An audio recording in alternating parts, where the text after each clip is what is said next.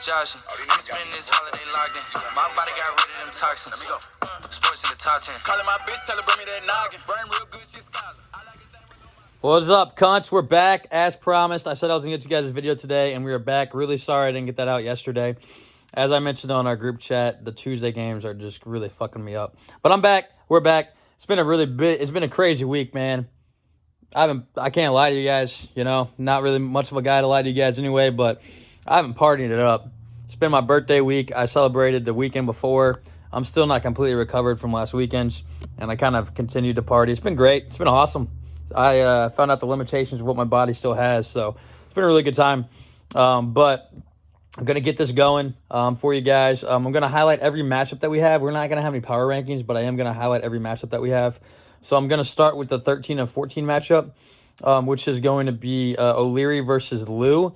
Lou has a very healthy projection versus O'Leary, and is projected to win this by quite a bit. Right now, I'm going to highlight two people, though, for each matchup. For O'Leary, still has Derrick Henry on the bench. A decision, for sure. I tell you what, that's a decision. Yeah, Derrick Henry for O.J. Simpson. Maybe he'll throw him in the lineup this week. And then Evan Ingram, big fan of Evan Ingram. Have been all year. I've been trying to debate if I'm going to start him in another league. It's a league where I have two tight ends and I have Travis Kelce. So, trying to figure out exactly what I want to do with that. For Lou, he's, you know, team's starting to come together, starting to gel a little bit. Him and I were talking about how tight this league has been this year, which I love seeing how competitive it's been. Washington's defense, though. I do want to talk about the Washington football team defense. They're actually good. I kind of like what they're young and they're hungry. That defensive line is awesome with Payne and Chase Young. I mean, they're exciting. They're really exciting to watch. And then also Chris Carson. Chris Carson, if I am not mistaken, does not have an injury designation this week, which is really, really cool. I love watching me have some Chris Carson play. So big fan of watching Chris play. And I know Lou will be as well this week.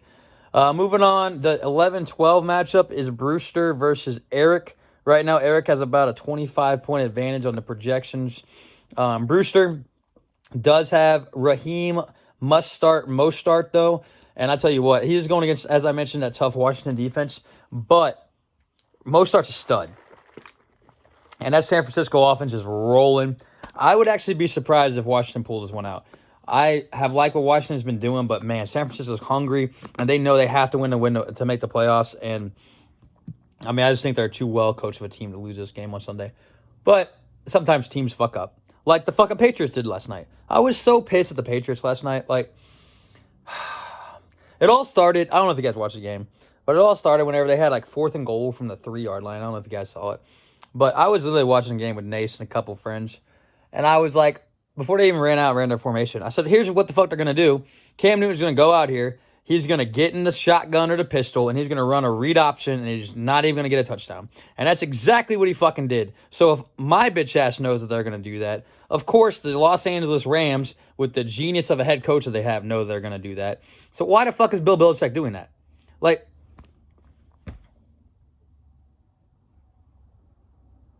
the main reason I'm upset is because I'm going against the Los Angeles Rams defense, and like every single league I'm going in this year, and all the playoff matchups I'm in. That's the main reason why I'm so upset. But also, that's a dumb play call. That's stupid. Get better at play calling, Bill. Like, you've won championships with Tom Brady. It's a little harder now, so you got to be a little more creative, you dumbass. All right, I'm done talking about Bill. All right. So, what was I talking about? I was talking about Brewster's team. He has Mostert. I love him. He also has Amari Cooper, who looked pretty decent last week, so I think he has another good week this week.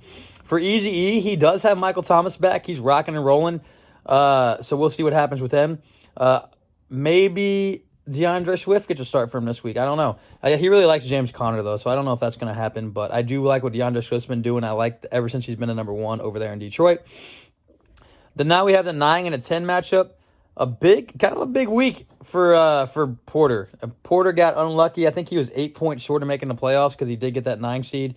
Both these teams did lose on a tiebreaker. Cody and Porter, they both lost to Elliott based on points for. Both 6 and 7. I snuck in as well over them. For Cody, he does have David Montgomery, and David Montgomery's been really impressive the last couple weeks. Really like what he's been doing. And then also we have Ty. Big fan. You probably didn't see that because my screen's not big enough. But Ty has been having some good weeks lately as well. He's been playing a little bit better with Phyllis Rivers. And then for Porter, Cam Akers. I know that game already happened yesterday, but man, oh man, I had to go against him in another playoff matchup, and that's another reason. I was so pissed last night. I get really pissed at fantasy sometimes. I get really excited sometimes, but you guys know I'm not a very angry person, but I get pissed at fantasy all the time because people that shouldn't be performing well perform well. Like Cam fucking Akers. Like, he's the 57th ranked running back. He's averaging 7.5 points this year. 7.5 points. He scores 26 in the playoffs? Get the fuck out of here. Get the fuck out of here. It was so frustrating. And then Travis Kelce, tied into one. I'm glad you held on to him this year. Porter, that's going to be a good decision for you moving forward because I assume he's probably going to be your keeper, so that was a good decision. All right. Now we're moving on to the playoffs. The playoffs, the 5 seed versus the 4 seed. That's our first matchup. Both these teams 8-5. Troy versus Danny.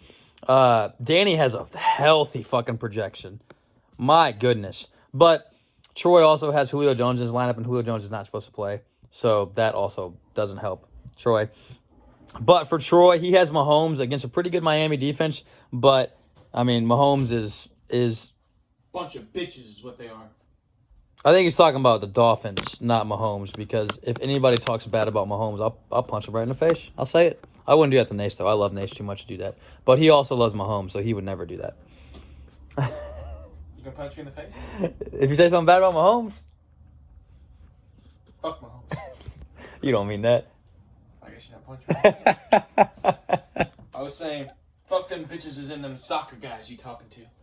Man, don't you be saying that to the cunts? Yeah, that's fair. Also, we have Cole Beasley, a big player as well for Troy. He's had a really good year as well. I don't get it, man. He's not athletic. He's not good, but he catches footballs. I don't know. I don't get it. I don't know. I don't understand. And then for Danny, he has Darren Waller, who apparently can't be stopped, can't be tackled. What a year, or what a game he had last week. And then also Austin Eckler. Austin Eckler is looking to get back in it. He had a bad week last week, but the whole Chargers team sucked. So that was just an anomaly. Doesn't matter now. You're in the playoffs, so I wouldn't worry about it. Sweep it under the rug. Moving on to the next matchup is a 3 seed versus a 6 seed. We have Lipoff 7-6 on the year against Rich. Rich is 8-5. Richie does have a little bit of a lead, but he only has a +2 in the projections.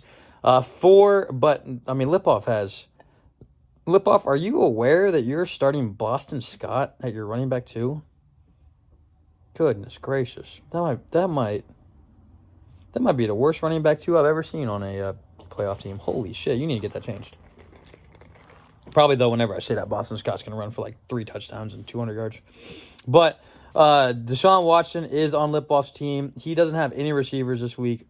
Doesn't have David Johnson. He's got ruled out for COVID. So I don't know what the fuck Deshaun Watson's going to do, but he's a really good quarterback, so we'll probably figure it out. Really good receiving core as well for Lipoff. Keenan Allen, I think, is going to get it together against that Atlanta defense. And then for Richie, he does have Aaron Jones still. He does have a nice little matchup against the Lions this week. And then also Logan Thomas. Nice little pickup there for Richie. Logan Thomas had a really good week last week, and we know how much Alex Smith loves those tight ends. Moving on with the 7 versus the 2 matchup. Me against Galley. I actually thought I was going to have a chance in this matchup. I kind of did, but then McCaffrey got ruled out. And now I don't think I have a chance anymore, which sucks. I really thought I was going to take you down, Galley. I can't lie. I mean, I had a pretty good projection, like 125 points. That's pretty good for a 7 seed.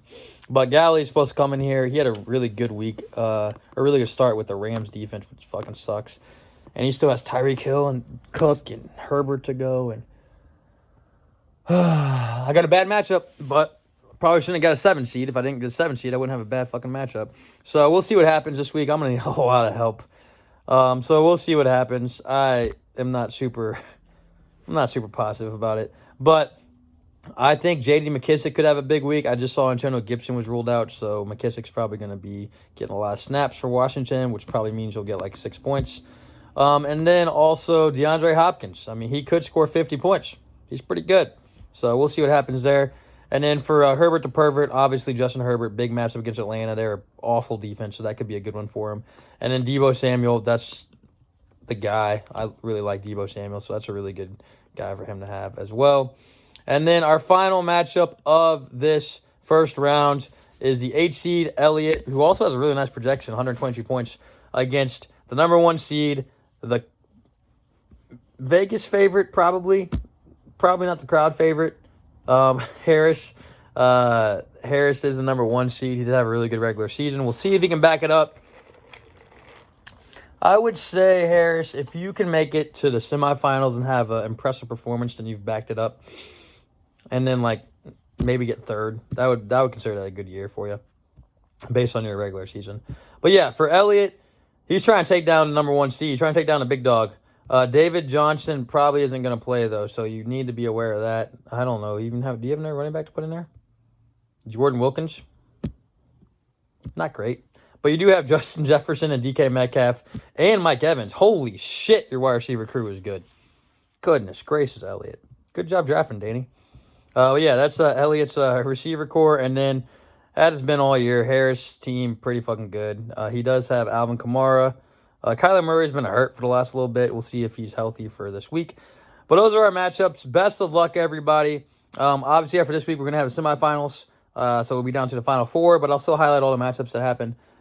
Even including the consolation brackets. That's all I got. Best of luck, everybody, this week. Stay safe. Have a good weekend. I'm going to party all weekend again, but I'll try to have this video out next Thursday. I think I have a fantasy basketball draft on Thursday next week, but I'll try to get it out in the afternoon. That's all I got. Commish out. See you, boys.